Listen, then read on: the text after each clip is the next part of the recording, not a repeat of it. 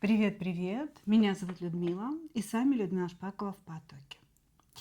Сегодня у нас будет с вами интересный кармический разбор, экстрасенсорный разбор, который называется так. Кем вы были друг для друга в прошлой жизни? Этот разбор для тех, кто понимает какую-то, знаете, неслучайность связи. Да, вот пришел человек, который или долго не может уйти из вашей жизни, или у вас не получаются отношения, а что-то тянет друг к другу. Да, но я думаю, что каждый из вас хоть раз в жизни задумывался над словосочетанием «кармическая связь». Вот сегодня мы с вами будем разбирать кармические связи.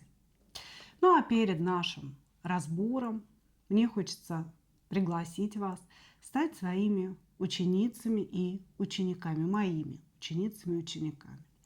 16 мая, уже в эту субботу, начинается курс обучения. Курс обучения ясновидению и яснознанию.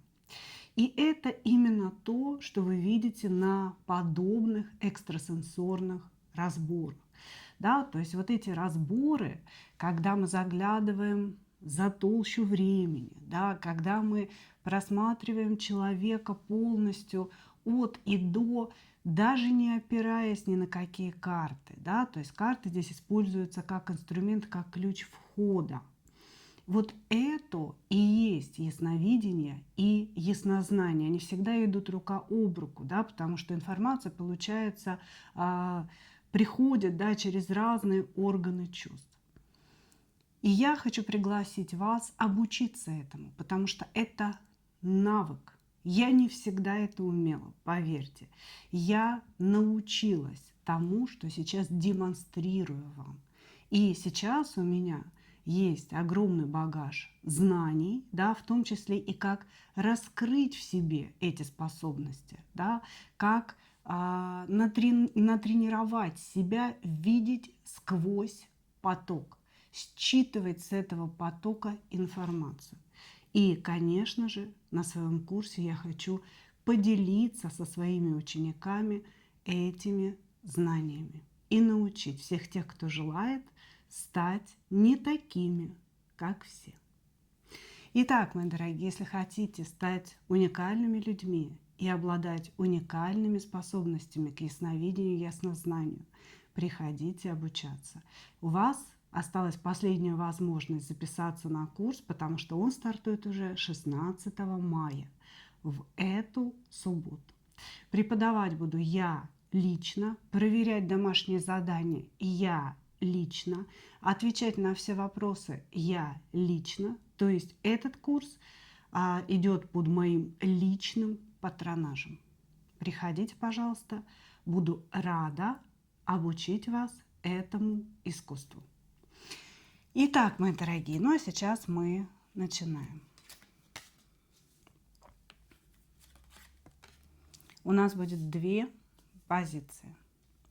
И, куда упал ваш взгляд, да, то и выбирайте. Значит, у нас будет две позиции. И сначала мы с вами посмотрим вашу сегодняшнюю ситуацию с партнером. Вы можете загадать мужчину, да, у которого, к которому у вас есть определенные подозрения в том, что вы уже встречались ранее, да, причем в неких прошлых воплощениях. Или вы можете загадать женщину, подругу, сестру, да, для того, чтобы прояснить для себя, были ли вы знакомы в прошлых воплощениях и что вас связывало. Значит, я буду рассказывать все с позиции того, что вы загадали мужчину, но вы можете вполне загадать женщину, да, просто немножечко под себя подстроить мои ответы. Вот, значит, итого, сначала делаем сигнификацию того, что между вами сейчас, какие у вас сейчас отношения. А дальше смотрим сквозь толщу времени и смотрим, кем же вы были друг другу в прошлой жизни, что вы проходили вместе с этим человеком и, собственно говоря, что вам нужно пройти сейчас в этом воплощении. Это, пожалуй, важнее всего, да? Вот, значит, и, конечно же, на моих разборах все всегда по-настоящему, да, ничего не выдумываю, за уши не притягиваю никогда. Поэтому может такое случиться, что человек, которого вы загадали, не встречался с вами в прошлом воплощении. Вы его видите впервые, да, и, ну, возможно, человек пришел для какого-то урока, для какого-то вашего толчка в этой жизни, да. Если вы не встречались, тогда мы с вами выясним, для чего он пришел в вашу жизнь. Итак, мои дорогие, двоечки у нас уходят в сторонку. И мы начинаем с единичек, что между вами, Угу. Желание доминировать. Каждый из вас пытается получить власть над партнером. И каждый из вас думает, что он главный. Вы оба люди такие безапелляционные. Или я, или никто. Да. Сейчас мы немножечко поглубже разберем эту историю.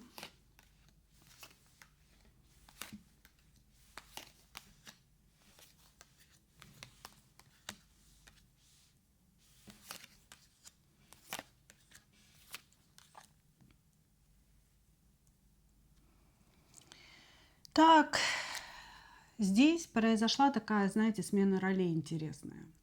Первоначально мужчина очень сильно вас добивался, и он показывал вам вашу значимость. Здесь мужчина в чем-то вам проигрывает. Или во внешности, да, вот какой-то он маленький, плюгавенький, а вы высокая, красивая, стройная. Или вообще в жизни, да, то есть в каких-то достижениях вы более благополучны, чем он. Может быть, интеллектуально вы выше этого человека, но мужчина вам проигрывает в чем-то. Так вот, первоначально в ваших отношениях он как раз-таки и занимал эту роль человека под вами, да, когда он соглашался быть хуже, чем вы, да, то есть всячески вас идеализировал, приподнимал над собой, говорил вам какие-то комплименты, говорил, что вы лучшая, что вы уникальная, что вы гениальная, да, в чем-то. И вы к этому очень так хорошо привыкли, да, воспринимая этого мужчину, ну, как слугу своего, да, как своего поклонника. Захочу, позову, захочу, отошлю, да, в общем, что захочу, то и сделаю. И потом здесь произошла какая-то смена ролей. Я думаю, что по страшному суду вы и думаете, как такое могло произойти. Человек, который вам, скорее всего, был безразличен, человек, над которым вы посмеивались, да, относились к нему свысока, вдруг в какой-то момент вашей жизни стал вам важен. Стал вам важен. И, может быть, вы влюбились, а может быть, вы сами не понимаете, почему вы думаете о нем. Потому что вас вот по тому, что я вижу, да, может вообще толком ничего не связывать. Это могут быть рабочие отношения, дружеские отношения, приятельские, да, какие-то отношения на расстоянии. Но вы стали думать об этом человеке. Вы стали постоянно крутить его в голове у себя. Да? По Луне он неотступно следует за вами. Вот, значит, здесь произошла какая-то смена ролей. Как только вы заинтересовались этим мужчиной, он как будто бы потерял интерес к вам. И у вас здесь интересное такое перетягивание каната получается. Да? Если вы общаетесь до сих пор, просто здесь у некоторых общение сохранено, хотя оно на расстоянии. Да? Если вы общаетесь до сих пор, то у вас получается то вы главное, то он главный. Да? Именно поэтому здесь борьба за власть идет. То он за вами куда-то бежит, то вы за ним бежите, да, уговариваете его обратить на себя внимание. Или же, да, вы сейчас рассматриваете человека, с которым у вас вот было некое соприкосновение в жизни, да, и все. И он остался на этом расстоянии, да, или уехал на это расстояние. И сейчас не происходит никакого общения, но вы бесконечно о нем думаете. Поэтому и возник вопрос, да, кто же вы были друг другу. Окей, хорошо. Давайте смотреть. Вот сейчас мы с вами как раз и переходим, да, к тому самому ясновидению, к тому самому яснознанию, да, и используем. Дело в том, что в ясновидении, в яснознании главный инструмент на самом деле это вы сами, да, то есть сила, которая находится внутри вас. Мы работаем через определенные органы. Именно этот навык и можно развить. И опираемся мы иногда на некие инструменты, да, то есть вот метафорические карты или карты Таро. Это могут быть инструменты, ключи для входа. Но на курсе ясновидения мы будем использовать чистое ясновидение, учиться считывать по фото, по вещи, смотреть через расстояние, смотреть будущее, смотреть прошлое, без всякого инструмента. Да? Инструмент потом, когда вы накладываете на свои знания и умения, вам становится проще. Итак, кем вы были друг другу в прошлой жизни?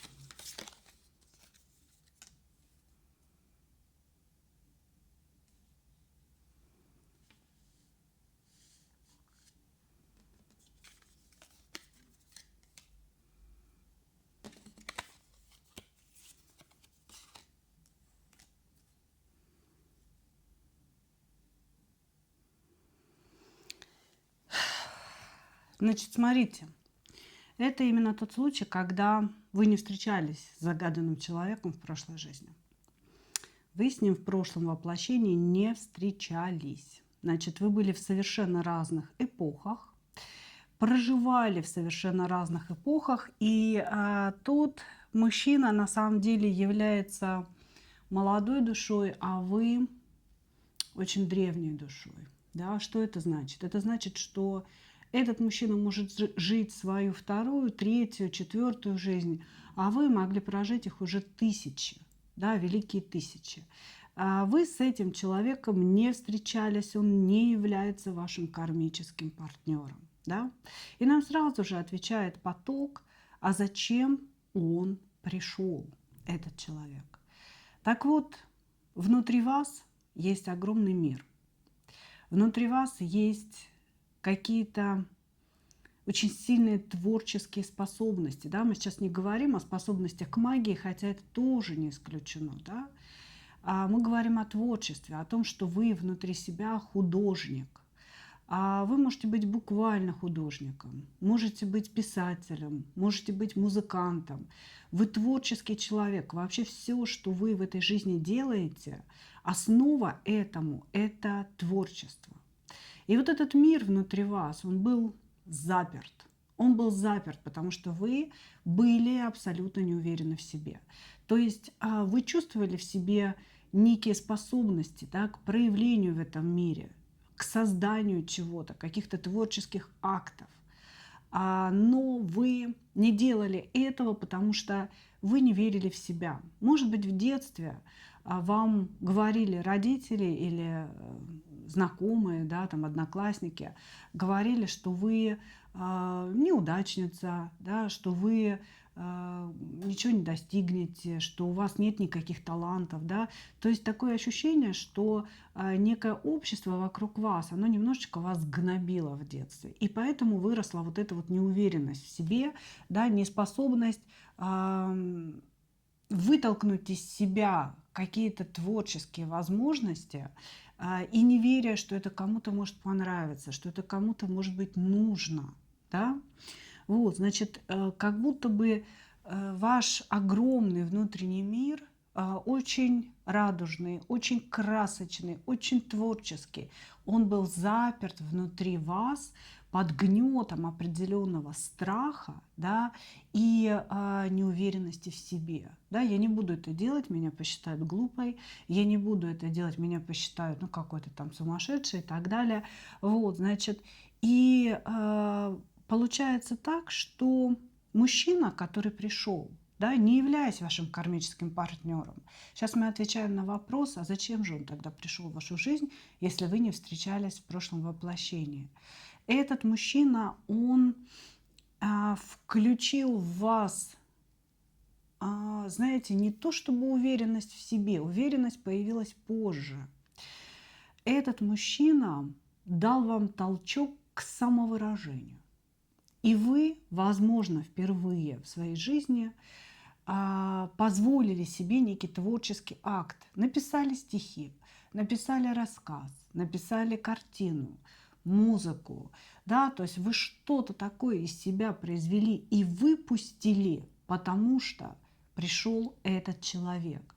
То есть этот человек явился для вас неким тумблером, переключателем ваших внутренних способностей, да, выпуская их вовне, выпуская их во внешний мир.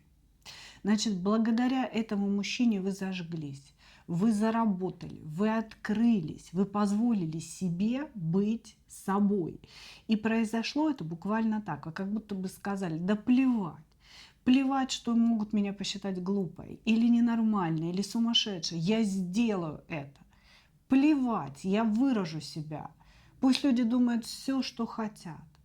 И после того, как вы себя выразили, может быть, у вас появились единомышленники, да, которые приняли ваше творчество, которые увидели вас, услышали вас. Да, и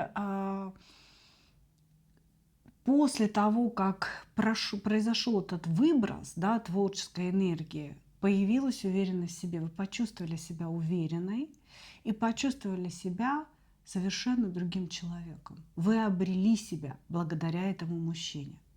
Зачем же приходил он? Он искал маму. Он искал маму. Значит, молодые души, им на самом деле не на что опереться. И эти люди, живя первую, вторую, третью жизнь, да, они не понимают вообще, что происходит. Они на полном серьезе считают, что эта жизнь единственная, да, и надо жить вот так: сегодня покушал, да, и слава богу. А человек этот живет ради удовольствий, и ему не хватает опоры, ему не хватает человека, который его куда-то поведет, да, ну, то есть мамы, грубо говоря, родителя, да, некой такой фигуры родителя. И в вас он увидел вот эту родительскую фигуру. То есть этот мужчина искал в вас маму, которая что-то решит за него, которая его структурирует, которая его встряхнет, дисциплинирует, да, направит куда-то в этой жизни. А для вас он явился неким переключателем творческим, да, когда вы смогли расправить крылья и почувствовать себя совершенно другим человеком.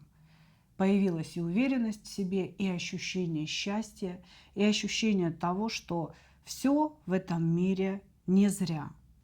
Вот, значит, каждый из вас дал друг другу определенные плоды. Да? То есть вы ему дали что-то, он вам дал что-то. Но сейчас произошла ситуация, когда под видом вашего общения мужчина вас атакует.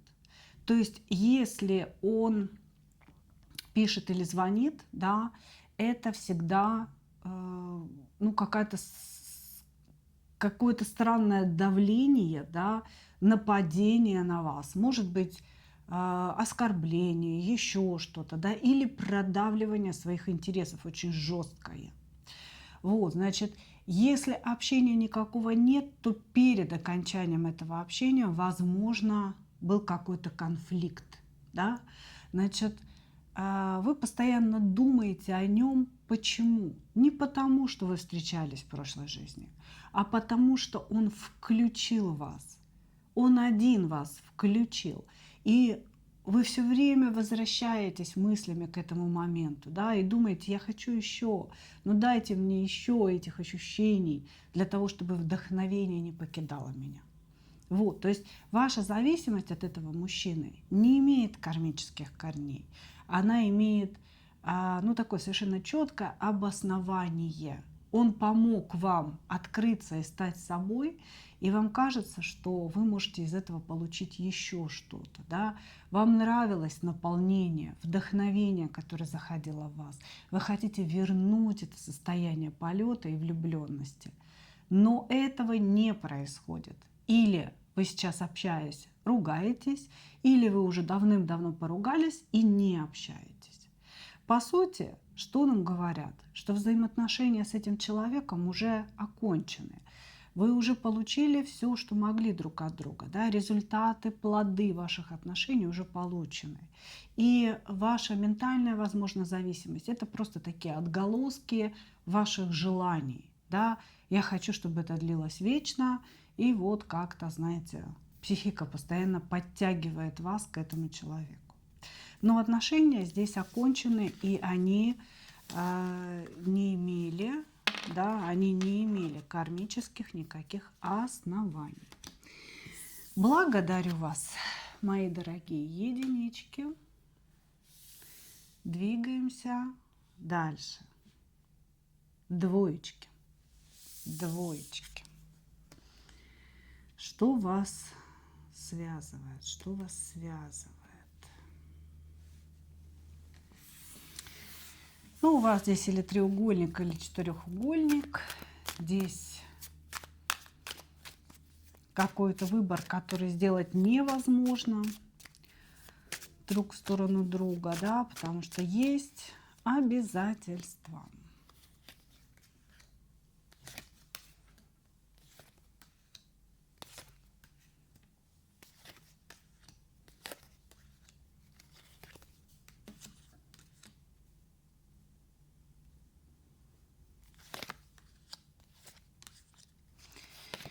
Значит, скорее всего, вы оба несвободные люди, и вообще ваши отношения, они обречены на пятерку пентаклей, да, то есть на очень какое-то болезненное, некрасивое завершение изначально.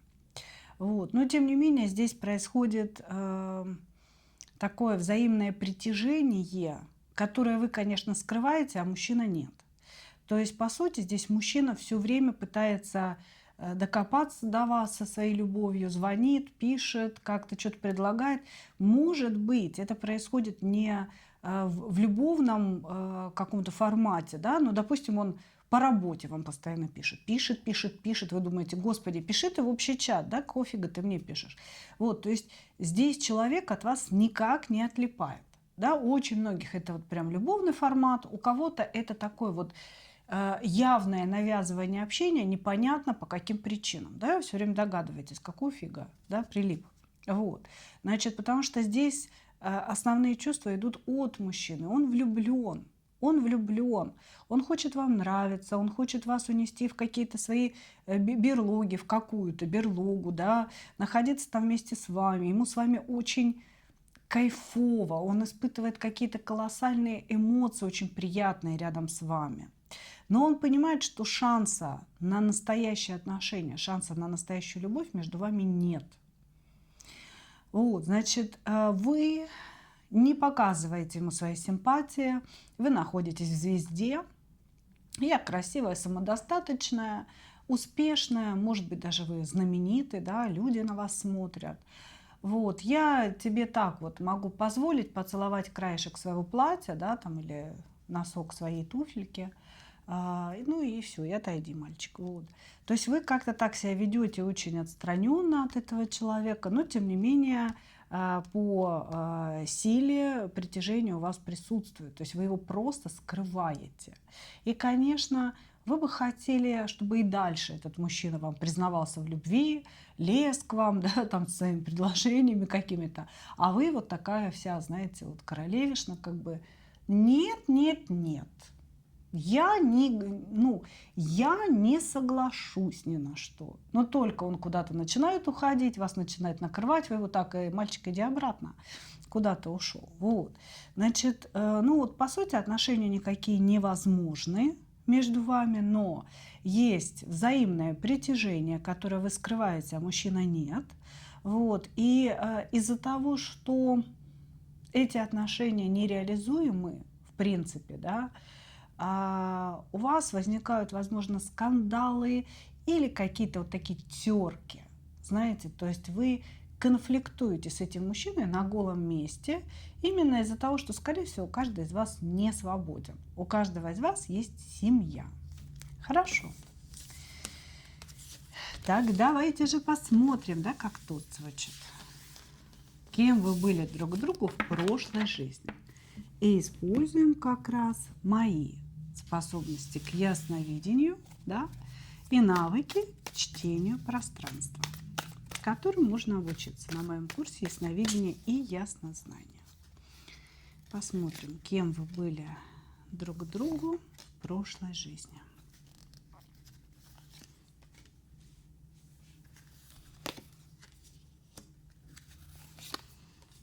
Карты, фотография, вещи – это все вход для человека, который знает, куда смотреть и как интерпретировать, как работать со своим сознанием.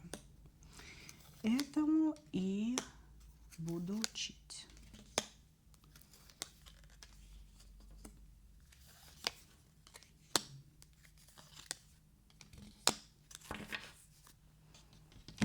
Итак.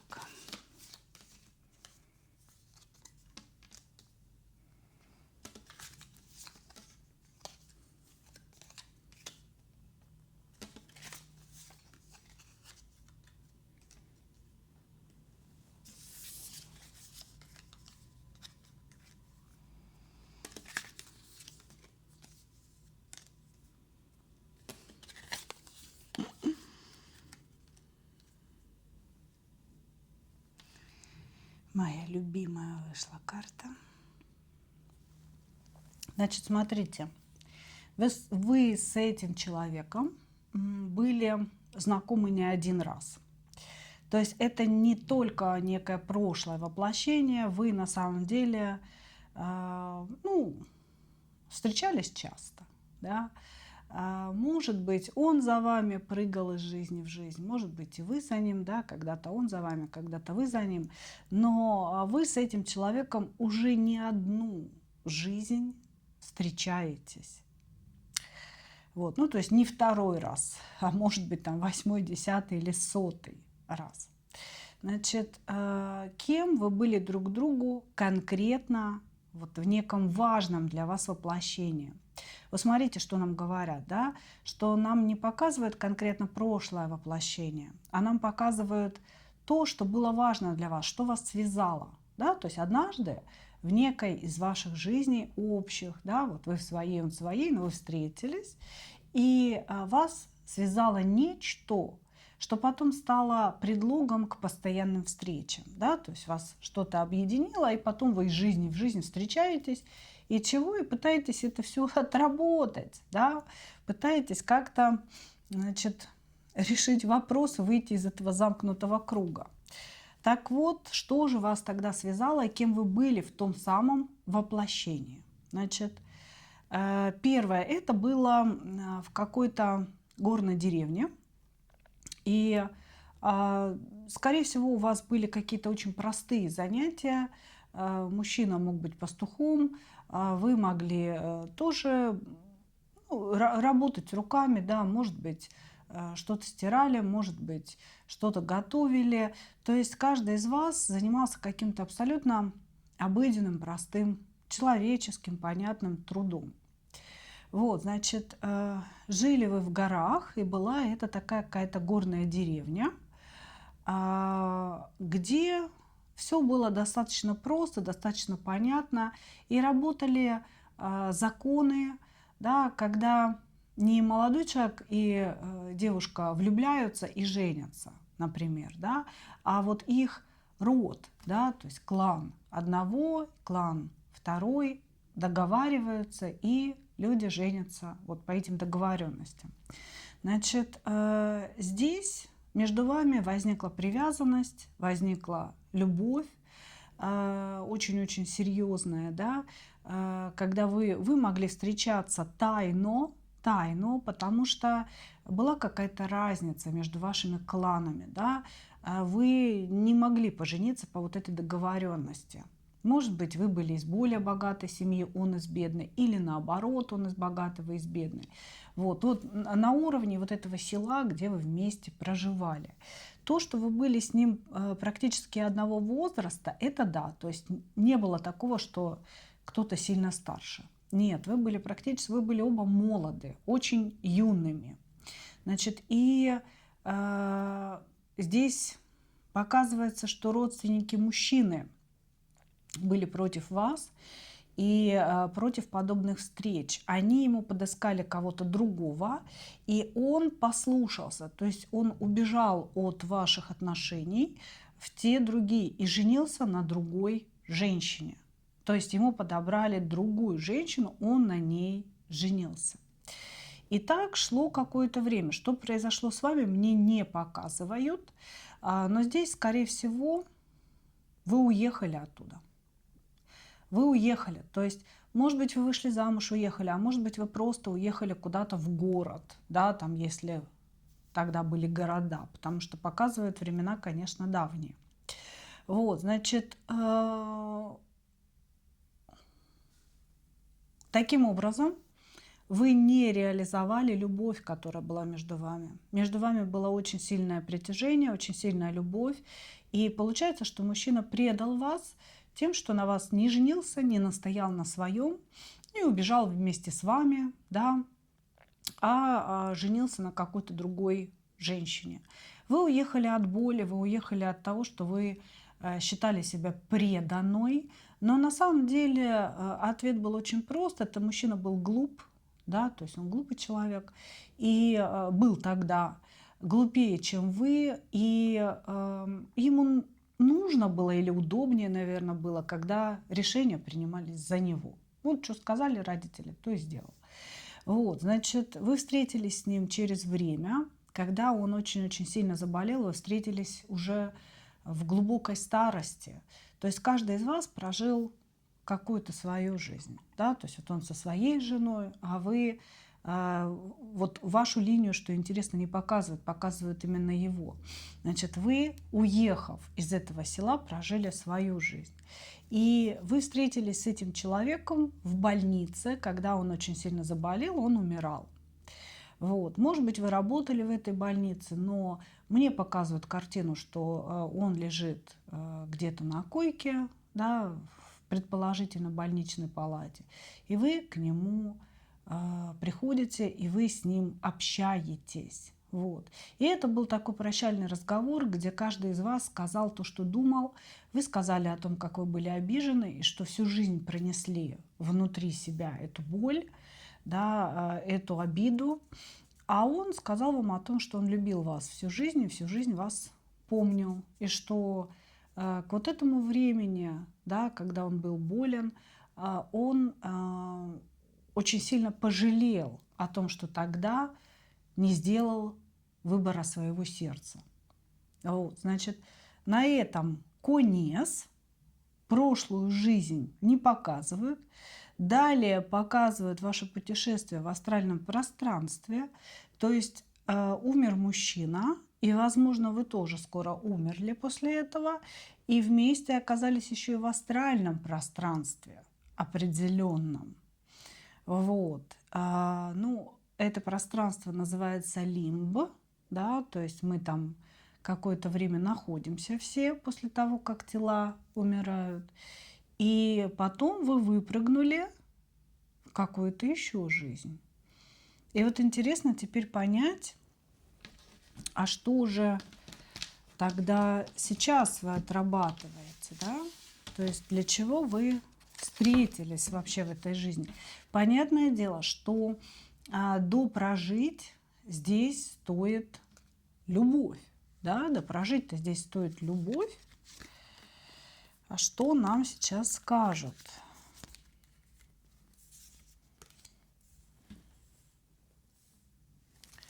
Что нам сейчас скажут? Что вам с ним нужно проработать, отработать?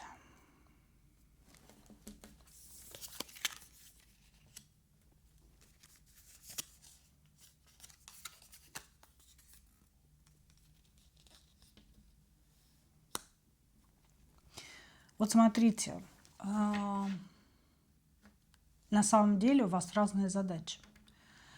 Этот мужчина, он хочет допить вас до дна.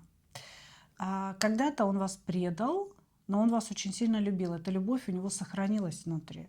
Именно поэтому, встретив вас, этот человек стал сразу как-то эту любовь проявлять. Да? Он ее вспомнил. Вот, значит, мужчина хочет вас, он хочет этой любви. Он, в принципе, если он женат, он может ради вас и развестись, и создать с вами семью, дом, и быть очень-очень счастливым рядом с вами. Но вопрос в вас. Потому что вы в этих отношениях будете жертвой. Если вы сейчас разрушите свою сложившуюся семью, свой сложившийся быт, и пойдете за ним, вы будете жертвой. У вас разные задачи с ним, понимаете? Здесь на самом деле нет задачи допрожить любовь. Для вас обоих никто задачи не поставил. Вот для него есть задача допрожить с вами любовь. Но нам тут же говорят о том, что вы априори в этих отношениях не будете счастливы. Вы потеряете опору, потеряете себя и станете жертвой, потому что, скорее всего, у мужчины нестабильная психика, нарциссичный характер, возможно. Понимаете? Вот. Значит, поэтому ваша задача в этих отношениях – это как раз не повестись на него, не сделать выбор в его сторону, а через него осознать ценность того, что вы имеете. Через него понять ценность своего мужа, своего быта, своей семьи, своей работы. Да? То есть у вас есть какая-то стабильность, которую вы можете потерять из-за этого мужчины. И вот ваша задача эту стабильность не потерять, потому что вы станете жертвой, нам говорят. Очень многие думают, да, что кармическая задача ставится для всех одна. Вот если вы встретились с кармическим партнером, все, как бы мы должны что-то допрожить. И у очень многих в голове все, это любовь, мы должны быть вместе. Да нифига подобного. Кармические задачи очень разнообразны. И наши встречи с кармическими партнерами, они тоже происходят с какой-то определенной целью. И очень часто это разные цели для двоих людей. Вот как в вашем конкретном случае. Если в его случае он должен стремиться допрожить эту любовь, то в вашем случае вы должны стремиться сохранить свою стабильность, понимаете, а не разрушить свою жизнь ради этого человека, потому что вы станете жертвой. Ну, вот такие у нас сегодня сведения, да. Такая у нас сегодня получилась информация, мои дорогие. Ну что, благодарю вас за ваше внимание. Благодарю вас. И, конечно, да, по окончанию нашего прекрасного кармического разбора хочу еще раз пригласить вас на свой курс обучения, который начнется уже в эту субботу, 16 мая. Для того, чтобы стать моим учеником или ученицей, напишите мне в личку, не надо писать здесь в комментариях, пожалуйста. Я не отвечаю какие-то подробности, да, не говорю о каких-то подробностях курса в комментариях. Обязательно напишите мне в личку, WhatsApp, Telegram, Max. Людмила, хочу стать вашей ученицей или учеником. Я вышлю всю необходимую информацию. На курсе будут очень интересные темы, и как инструмент мы будем использовать только вас, ваше сознание, вашу духовность и ваши способности. Всему этому можно научиться. Благодарю вас за ваше внимание. И, как обычно, хочу пожелать вам только одного, мои дорогие. Встретить свою настоящую любовь и не потерять в ней себя. Увидимся в следующих видео и увидимся на курсе обучения для тех, кто придет. Пока-пока.